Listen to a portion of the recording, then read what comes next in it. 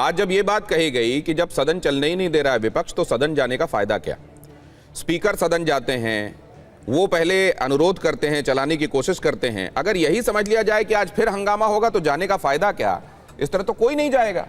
ये संभव है कि हल्ला हंगामा हो, उसके बाद जो है आपको एडजर्न करना पड़े, लेकिन इसका मतलब ये तो नहीं है ना कि कार्रवाई के दौरान कोई जाएगा नहीं। नहीं, कौन नहीं जा रहा दिनेश जी?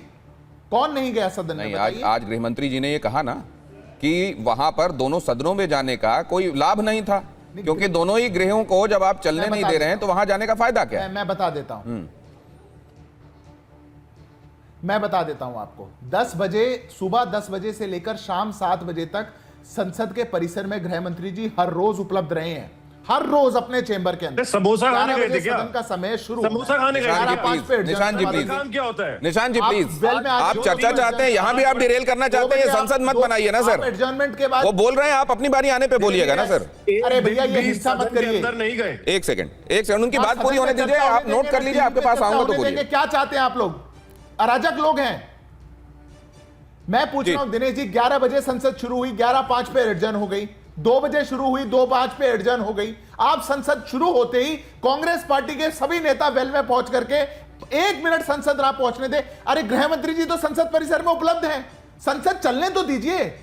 लिखित मांग के बाद क्या रोक रहा है इनको? दिनेश जी आप केवल इतना पूछ लीजिए, आज इनके नेता बता दे सदन का समय बढ़ाना होगा, बढ़ा देंगे, बोल दिया पार्लियामेंट। आइए जवाब, आपने कहा है, जवाब ले लेता हूं। निशान जी, अगर ये तक कहा जा रहा है कि हम सदन का समय बढ़ाने के लिए तैयार हैं तो आने दीजिए ना, वो बात सामने आने दीजिए। आपके हिसाब से अगर वो एक्सपोज होने वाली बात भी है तो सामने आने दीजिए, कम से कम देश देखे तो सही कि अगर ये चर्चा कराने की बात कह रहे हैं तो इनका मंतव्य है या नहीं है। आप कम से कम ये तो, क्योंकि आपके ऊपर वरना ये इल्जाम आएगा कि वो तो चर्चा के लिए तैयार थे, आपने उनको मौका ही नहीं दिया, वो तो एक्सटेंड कराने तक के लिए भी तैयार थे। देखिए ऐसी कौन सी कमजोरी थी कि 20 जुलाई से लेकर आज 3 हफ्ते तक अमित शाह ये बयान नहीं दे पाए 3 हफ्ते पहले कि मैं चर्चा करने, मतलब अब आप टाइम भी तय कर देंगे, इसीलिए वो कह रहे हैं, इसीलिए वो कह रहे हैं कि आप वो जिस चीज के लिए भी रजामंद होते हैं, आप उससे कोई और नई मांग सामने रख के आप सवाल का जवाब नहीं चाहते।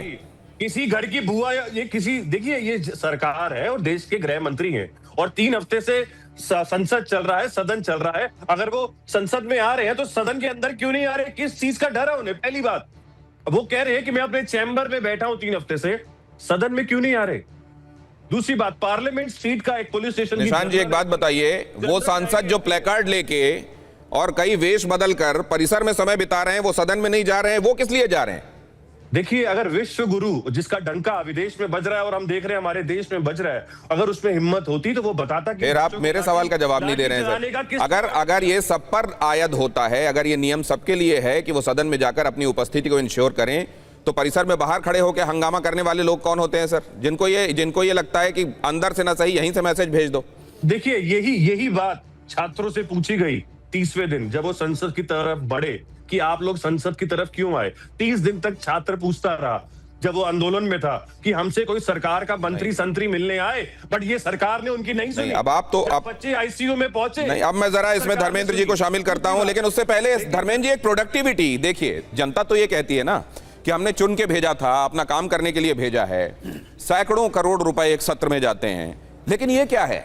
क्या वॉश आउट होना, और वो भी लगातार हर दिन कार्रवाई नहीं चलना? क्या यही स्थिति होनी चाहिए? स्पीकर जब आते हैं तो बार बार ये बात कहते हैं कि आपसे पूरा देश, हमारे अंदर मतभेद हो सकते हैं, लेकिन वो मतभेद विचारों के माध्यम से व्यक्त होने चाहिए, विमर्श की जगह है ये, यहां पर विमर्श होना चाहिए। लेकिन ये होता है कि आप जरा देखिए प्रोडक्टिविटी, जरा फ्लैश कीजिए, यहां दिखाइए, ये है सदन की इस बार की प्रोडक्टिविटी। कितनी उत्पादकता? लोकसभा 16%, 31%। आम आदमी के लिए क्या होता है? नो वर्क नो पे, काम नहीं करोगे पैसे नहीं मिलेंगे। लेकिन यहां वो लागू क्यों नहीं है? क्या लागू हो जाने से यहां स्थितियां बदल जाएंगी, सुधर जाएंगी? ये आप फैसला कीजिएगा। अगर ये प्रोडक्टिविटी है 16.7, लोकसभा घंटे कुल 16, राज्यसभा 31.2, तो इसके लिए जिम्मेदार कौन है?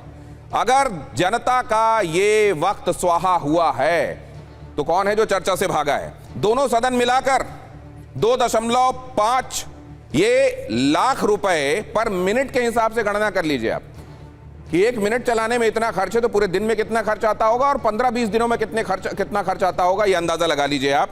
और 9 करोड़ रुपए के आसपास पर डे। और ये पीआरएस जो है एक बॉडी है, एक इंस्टीट्यूशन है जो इस तरह के मामलों में फैक्ट्स को कंसिडर करते हुए कैलकुलेशंस जनता के सामने लाती है, पॉलिसी रिसर्च सब्जेक्ट्स पर लोगों को यह बताती है कि असल में चल क्या रहा है।